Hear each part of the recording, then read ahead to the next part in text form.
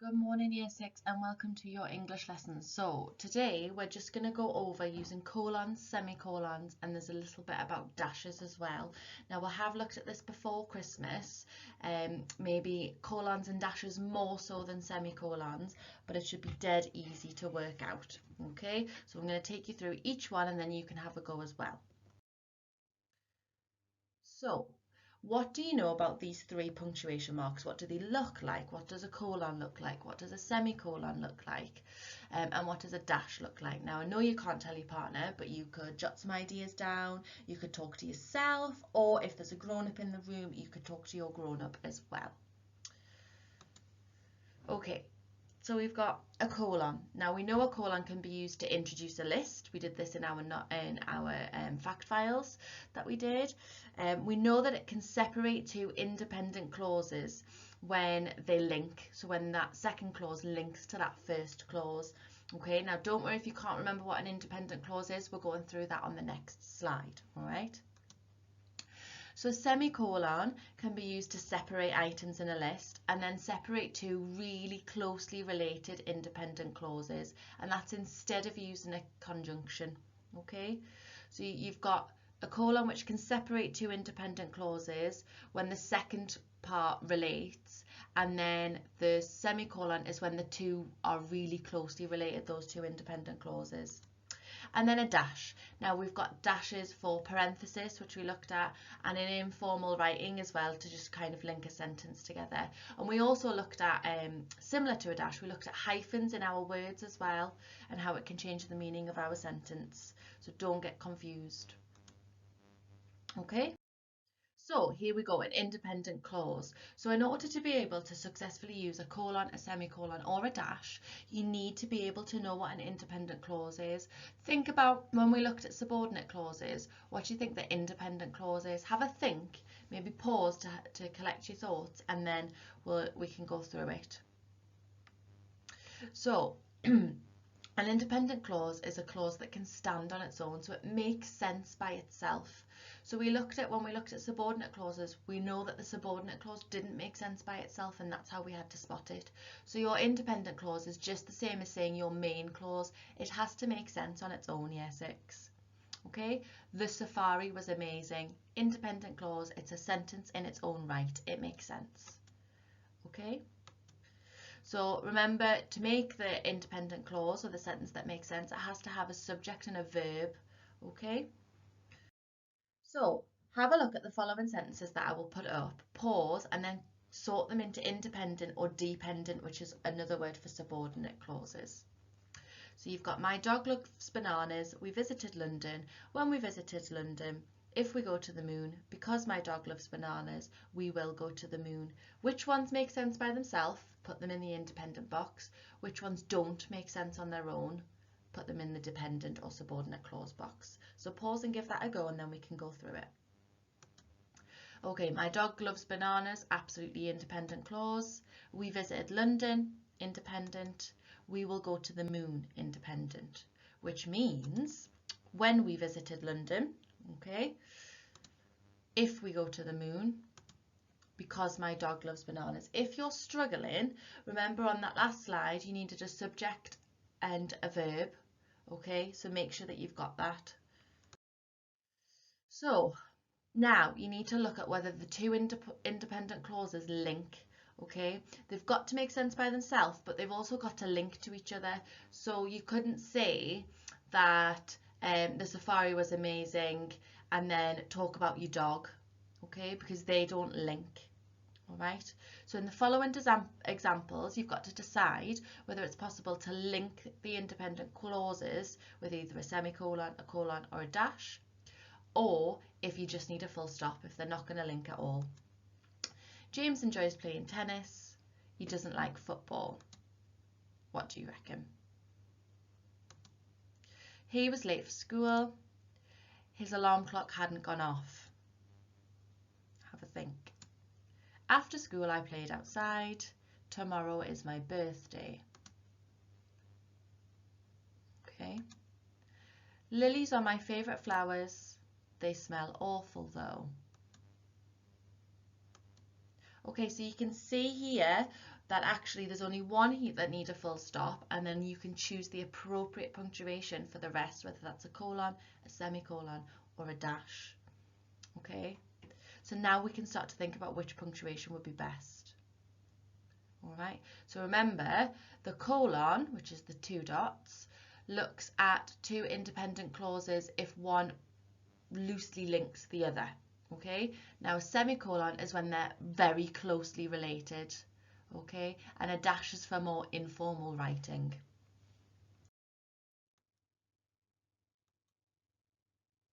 So these are all the clauses that would need a semicolon. So that means they're really closely related. So tennis and football, they're closely related because it's sport.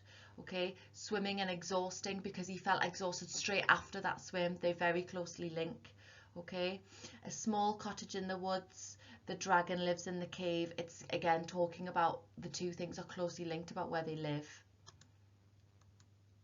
Okay, so you can see you put them in between the two clauses.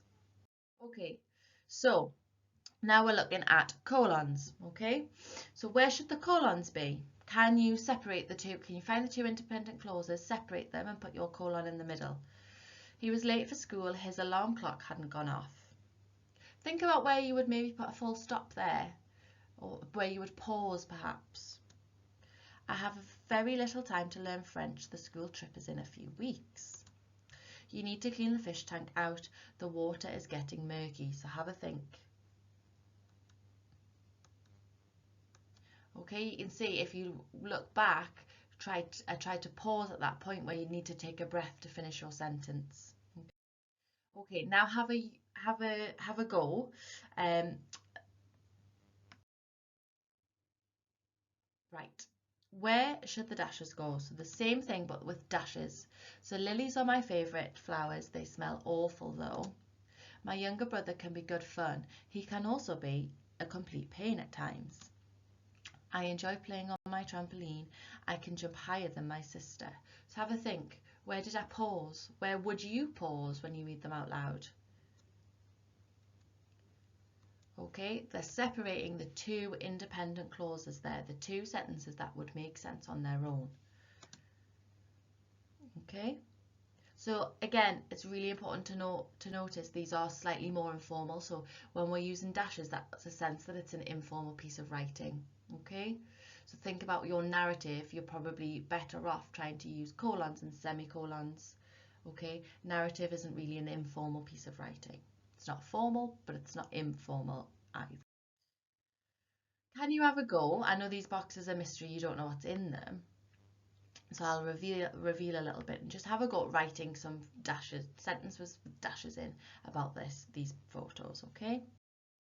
Okay, let's have a look. Read the following sentences and decide whether I've used the correct punctuation. So remember, I get tired, you need to spot my mistakes for me. So we often go to the libraries on Tuesday, we choose lots of new books. Wendy was excited about the trip to the aquarium. She mostly wanted to see the sharks.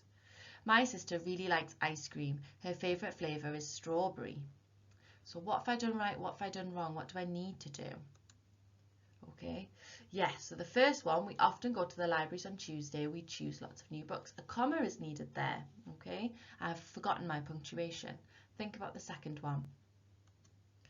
Wendy was excited about the trip to the aquarium. She mostly wanted to see the sharks. And then the last one, the comma would go after ice cream. So you can use a comma, you can't use a comma to separate two independent clauses. Okay, to correct these sentences, you need to change the commas to colons, semicolons, or dashes. So which would you choose and why? So I've got really tired and I've decided to put them as commas, but actually they're two independent clauses, so those two sentences make sense by themselves. I can't split them up with a comma. That's how you know you can't use a comma. You have to use a colon, a semicolon, or a dash. So you choose which ones. Okay, write descriptions of these photos, okay? Two independent clauses and you need a colon, a semicolon, or a dash. So think about those rules.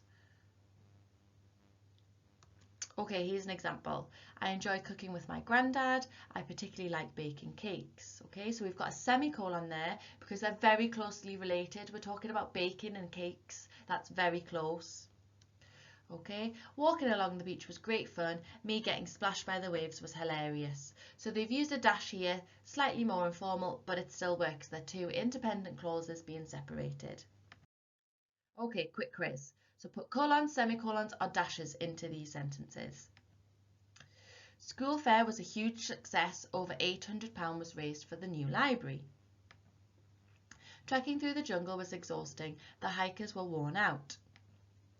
Ava really disliked banana milkshake. She said it tasted like smelly socks. I spent the afternoon playing tennis. My arm was aching this evening. Okay, colon for the first one, semicolon for the second one, dash for the third one. You can see that the smelly socks is slightly informal, and that would have given you the clue there. And again, semicolon for the second, so you can, for the last one, so you can see the second and the fourth one, they're the ones that are very closely related. Okay, do they have the correct punctuation? Have a see. Have a read. Do they all have the correct punctuation? Okay.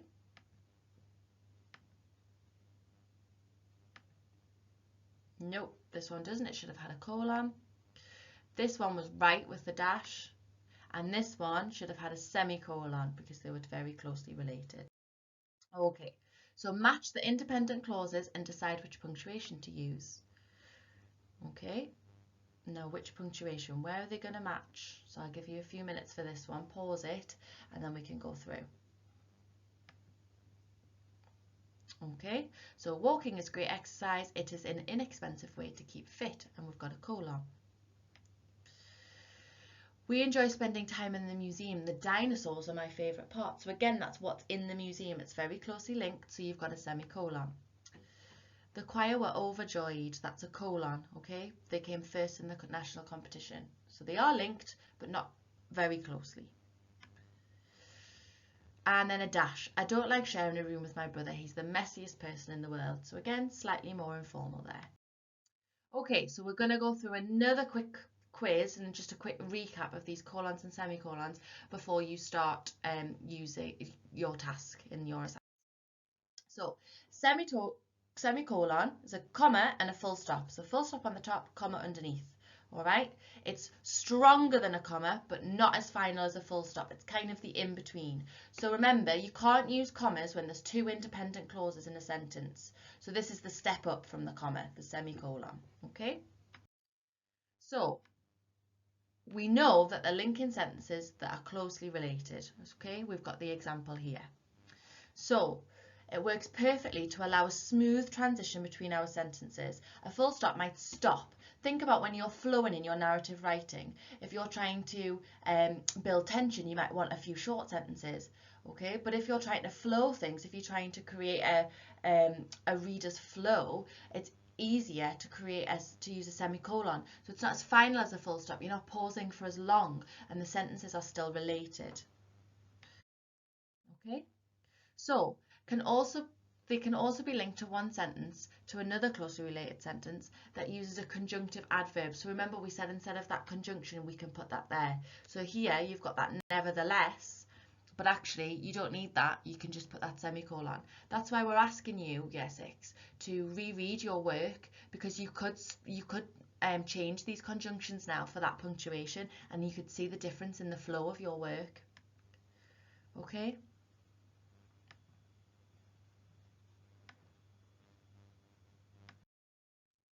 Okay, here are some examples of conjunctive adverbs, okay, which you could then have a semicolon before. Preceded means before. So you've got otherwise, therefore, moreover, nevertheless, thus, besides, accordingly, consequently, instead, hence. Okay, so this could be used in quite formal writing. Your balanced argument, okay, could have used a semicolon if it was appropriate, especially using these conjunctive adverbs that we were using as well. Okay, you don't always have to use a conjunctive adverb. This is really important. So you can sometimes, for example, in more formal pieces of writing, that would be perfect. In your narrative writing, it probably won't be appropriate, and you can just put your semicolon. Okay. So again, it can separate items. So let's just have a look. So we've got a list here and it can separate the items in a list. Okay. Okay, now we're looking at the colon. So the colon's two full stops, okay? What you need to remember is it looks like two full stops, but it can be only be used at the end of an independent clause. So remember, we're separating them. All right, so they expand a sentence. It's introducing an idea and then the idea then continues, but it's not as closely related as the semicolon sentences. Okay? So they're talking about the next thing the wolf wanted to do, and then the next thing the wolf wants to do is eat. So they are linked, okay? They are linked together. All right, so colons are also used to introduce a list. Now, we started this when we were writing our fact files about, we did some animals in the Arctic, didn't we?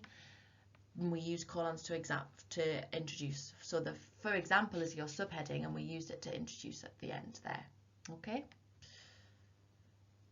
We also introduced what she bought for grandma as well as a list. If you're doing ingredients for a cake, that's another.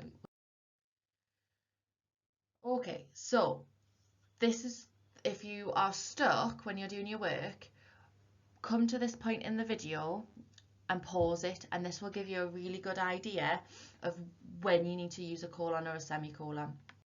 Okay, so quiz to end. A or B, which is punctuated correctly? What do we reckon? I love the sound of the birds singing. However, I hate being woken up by them. I love the sound of the birds singing. However, I hate being woken up. So A has a semicolon, B has a colon. What do you think? Yeah, because they're very closely related. So he's talking about the birds waking him up.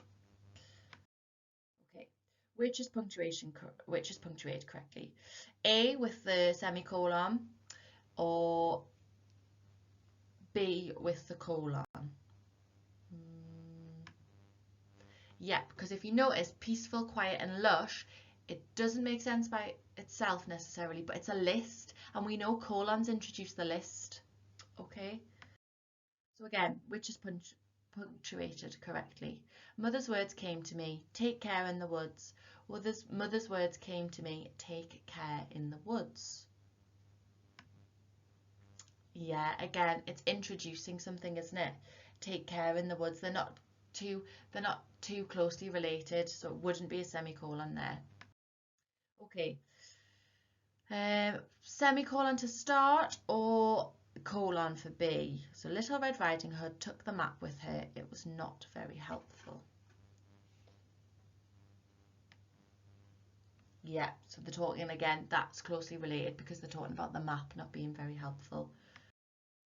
Okay, so now you've got your assignment to do with your resources, and there's a red, a blue and the green. If you are normally orange, do the blue task. Okay, so if you're normally an orange group, you can do the blue task today. All right, well done, year 6.